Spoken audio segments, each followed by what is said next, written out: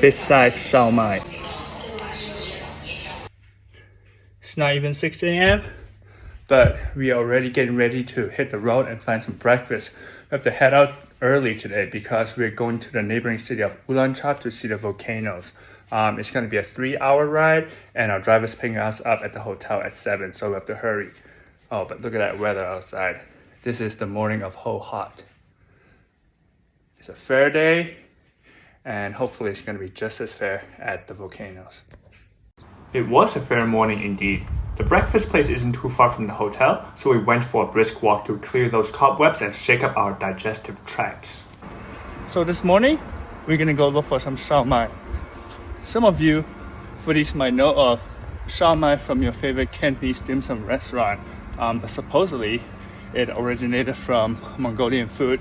This morning, we're going to go to a place called Desunyuan.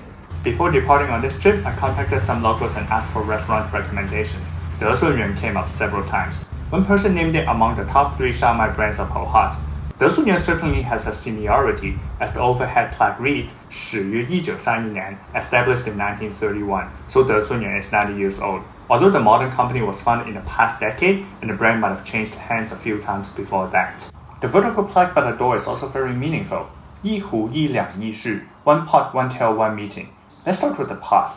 No, this pot's not for smoking, it's for steeping. Just like the term yang cha, or to drink tea in Cantonese, actually represents a meal of dim sum, tea plays a central role here. I'll talk more about this砖茶tea brick in another Shaomai video. So this is the tea brick, and we're going to steep some.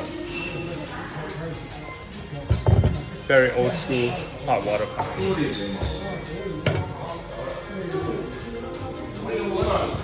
Wash the tea first.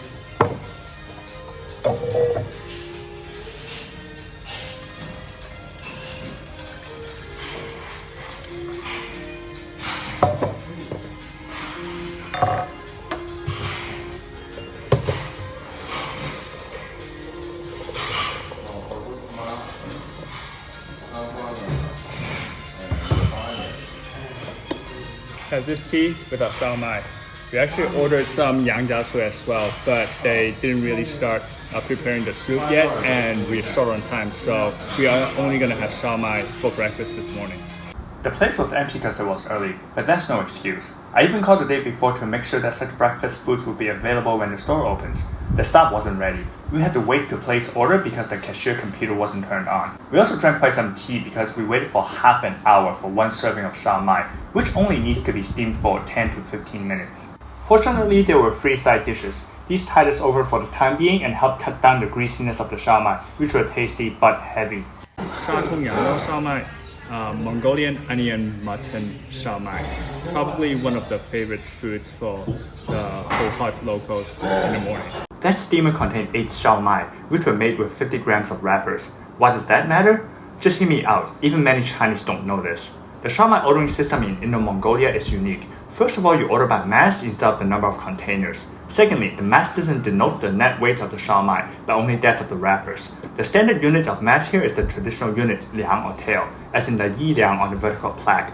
1 tail equals 50 grams in mainland China, and this amount of wrappers usually produce 8 Shaomai. That's the norm in Ho Hot. Since 1 tail of 50 grams doesn't sound like much when talking about food, it's pretty common for outsiders to mistakenly order several tails, thinking that the weight is all inclusive.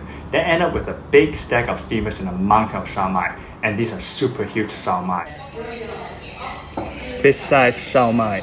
There are no strict rules on how to eat Shaomai, but some locals advise this approach. So usually the first one, you eat it plain. Second one with vinegar, and then the third one with vinegar and chili. We had our first taste of Mongolian onion with mutton the night before. We yearned for more, and we got that here. The fillings were succulent.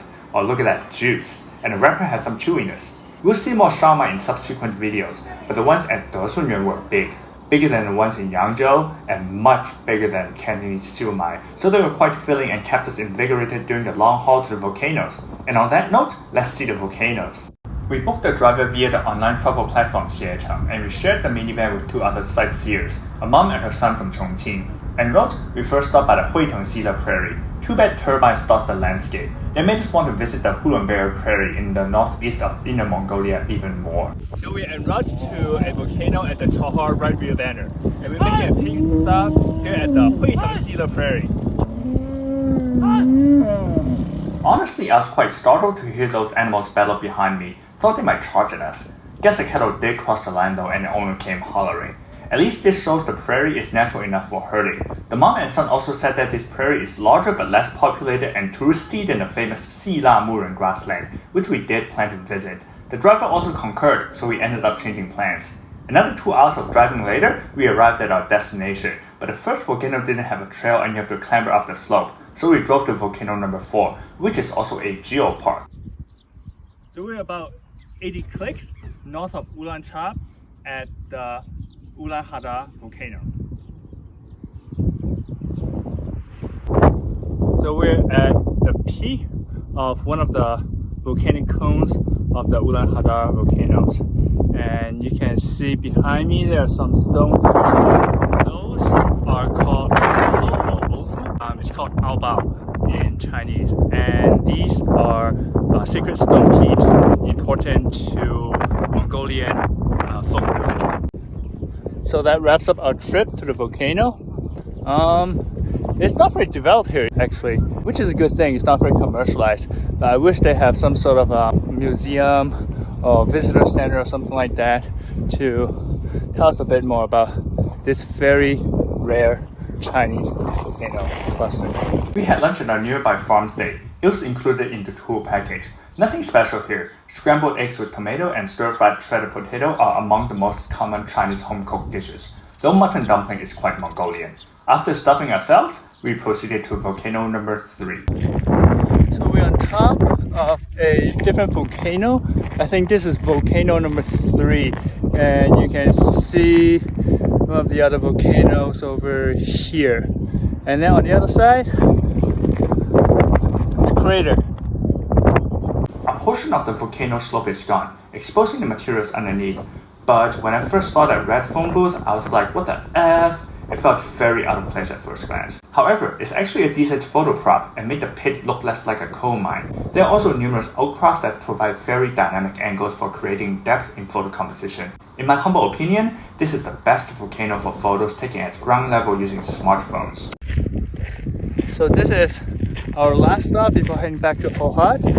This is volcano number 6 in the Chahar cluster, and it's very unique because it just juts out from the plain. As you can see, this part looks like Mars, and then over here we got the grassland.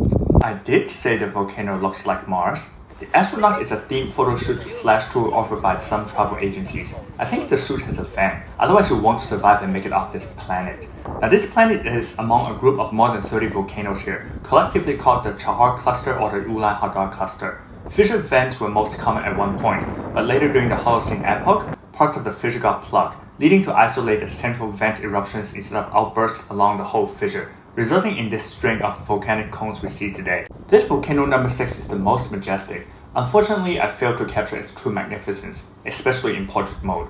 Maybe camera phones just won't cut it, or perhaps it's just my incapacity. There's more verticality here because of the precipitous cliffs, which might not be natural. This volcano is probably the one nicknamed Nan Liandan Lu, or Southern Alchemy Furnace, which was previously subjected to unrestrained basalt mining. Although the destruction isn't reversible, exposure of the cross-section of a volcanic cone is rare, and geologists have taken this opportunity to carry out research. And that concludes our volcano trip. On the way back, we saw several flocks of sheep.